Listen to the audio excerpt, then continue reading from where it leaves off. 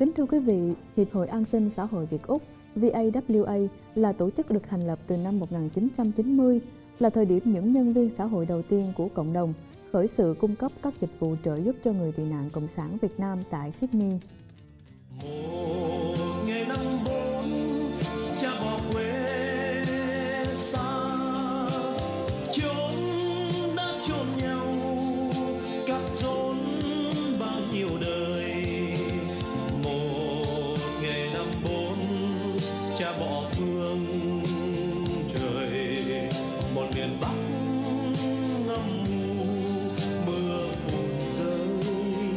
Con số người tị nạn Việt Nam ngày càng đông, những nhu cầu về an sinh xã hội ngày càng nhiều. Con số những nhân viên xã hội Việt Nam vì đó mà gia tăng nhanh chóng. Sau 25 năm thành lập, VAWA đã có nhiều hoạt động mạnh mẽ và tích cực giúp đỡ hỗ trợ về các vấn đề an sinh xã hội trong cộng đồng người Việt.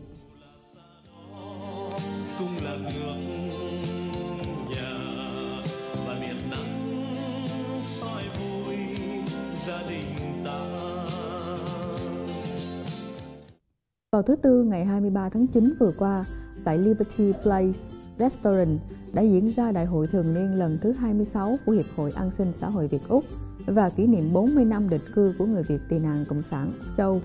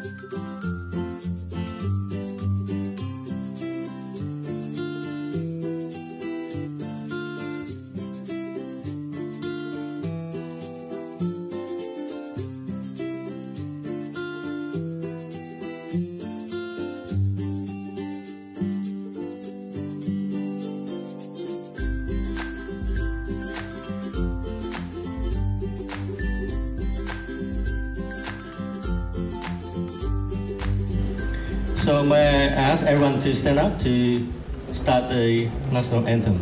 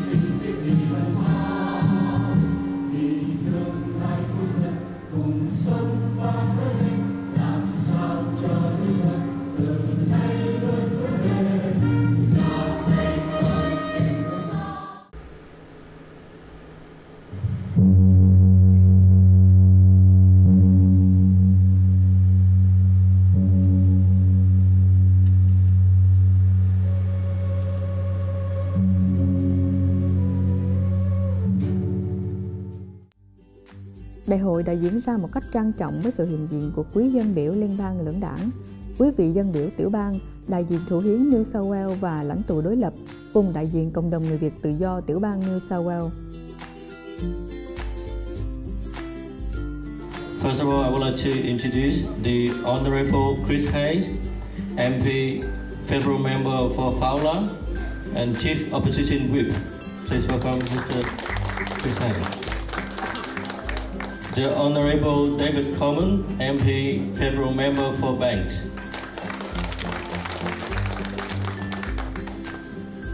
The Honourable Glenn Brooks, MP, State Member for East Hills, representing the Honourable Mark Bear, MP, Premier of New South Wales, Minister for Western Sydney. We also have Ms. Dai Lei, Councillor, Advisory Board Member for Multicultural New South Wales. Mr. Nhan Tran, Councillor and Community Program Officer, Department of Family and Community Services. Mr. David Nguyen, Vice President for the Vietnamese Community. Ms. Nicole Clary, Director, Sydney South West District, Community Corrections.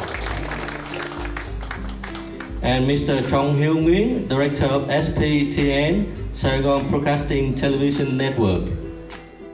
Trong phần phát biểu, các quan khách đều ca ngợi nỗ lực và thành quả của người Việt trong 40 năm định cư tại Úc.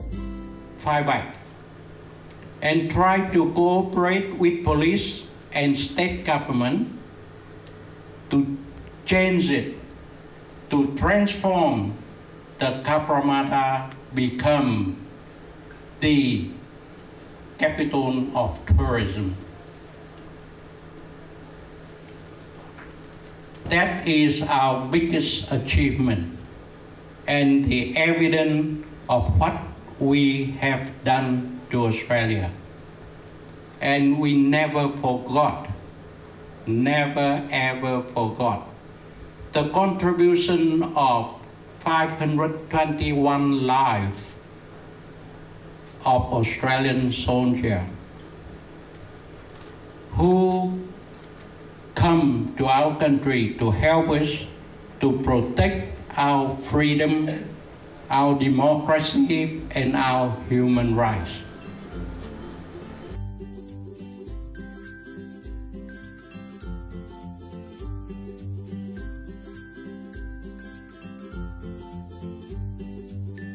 And today, we're very happy to boast that we have in excess of 200,000 people that are professed to have a Vietnamese origin. In my electorate in VAWA, I have the honour and privilege of representing one of the largest Vietnamese communities in the whole of Australia. Over 20% of my electorate speak Vietnamese at home. So it is a very colourful, very vibrant, very diverse electorate. But what the Vietnamese people bring to my electorate is actually extraordinary. They not only share their culture and their traditions with the broader community, but they certainly can be characterised through their hard work, their industrious nature.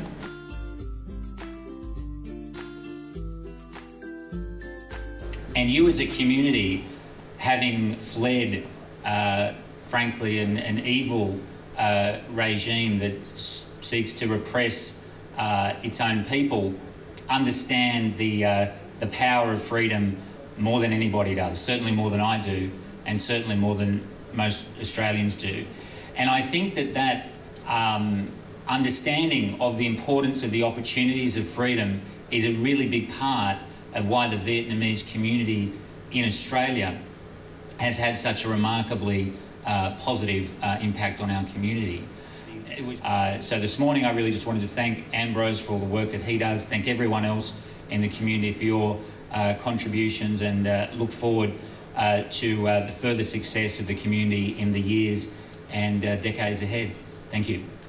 As I say, when you first came here, stayed at East Hills. I've lived at East Hills all my life, and I think we were one of the first to actually realise that the Vietnamese people were coming to Australia. They were here in Australia, and to see where they are now, again, I'm very, very proud. Very proud of all the people that actually do things and they make a difference within this community. Thank you very much. To the Vietnamese Australian Welfare Association, and thank them for the work that they do in partnership with a range of different community organisations, and the work that they do in a bipartisan way with all different levels of government. You can see today we have representatives of both Labor and Liberal, because the association prides itself in not being political, but rather the focus has always been about serving the Australian Vietnamese community, providing the Australian Vietnamese community with the various different services, the assistance with settlement, the assistance with supporting families, and the whole broad range of services and programs that the association assists with. So I congratulate your tremendous efforts and your hard work, and I thank you once again for the kind invitation to be here. We would hope that the current rulers of Vietnam see reason, that they understand that their country would be so much better off and could achieve so much more if they were able to give their people the same rights and freedoms that we all enjoy here today. So that's my wish. As we celebrate this next 40 years, we hope that sometime in the next 40 years, those rulers of Vietnam will come to realise that if they can open their country up, if they can allow their people to have true democracy and true freedom, the whole country of Vietnam will achieve the same great achievements that the Vietnamese that have moved to Australia have. Thank you very much. Buổi sinh hoạt còn được phụ diễn văn nghệ bởi một chương trình ghi nhận là đặc sắc.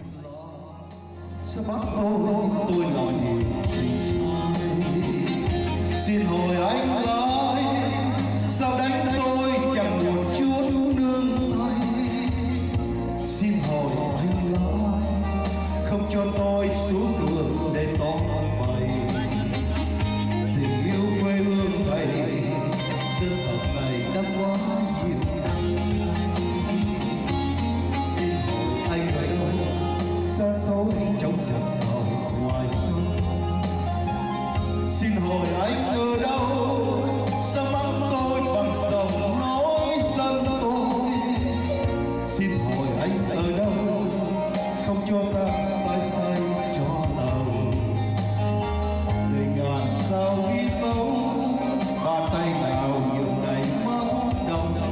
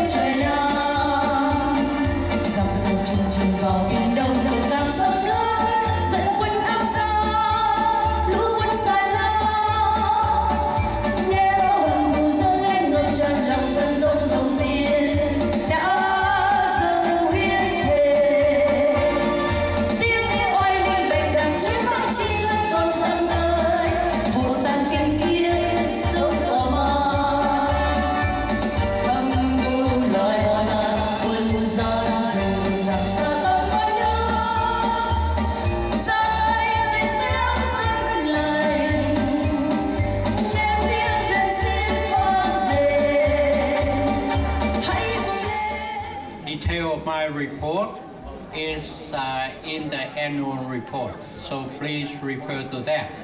So I just try to concentrate on number of the major points of this report, and I want to insist that those volunteers didn't receive 1 cent for their services, because we didn't have money to pay for volunteer. We applied for the fund for volunteer, but we received nothing. So, but anyway, those volunteer is a real volunteer with warm heart and dedication. So they provide over 300 cases seeking help.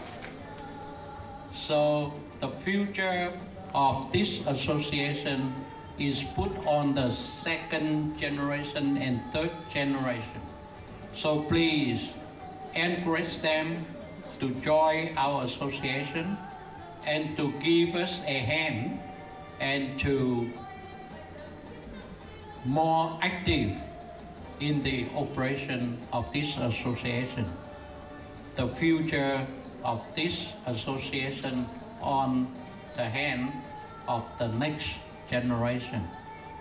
So thank you Tác very phần much. tường trình hoạt động của Chủ tịch VAWA là phần bầu cử tân ban chấp hành nhiệm kỳ tới.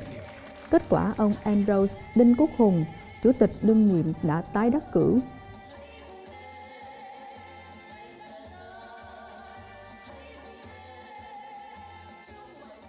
First of all, I just want to thank our members for trust us to vote for us today. So we promise to continue with on the own a new project to provide the service for our community. And please refer to the website to see who keep what position. Because after 2 weeks, we will have a meeting to vote for the position in the executive committee and also the member of the management committee. And then we inform you, your member, in our website. So www.vawa.org.au. So please refer to that website to know all the photo of today's function as well as a report of today's function and also the new committee. Thank you.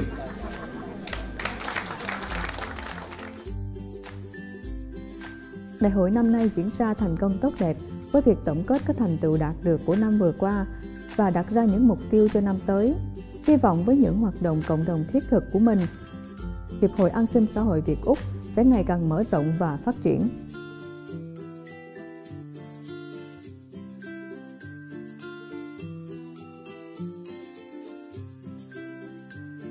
Cảm ơn quý vị đã chú ý theo dõi. Hẹn gặp lại quý vị ở những chương trình tiếp theo.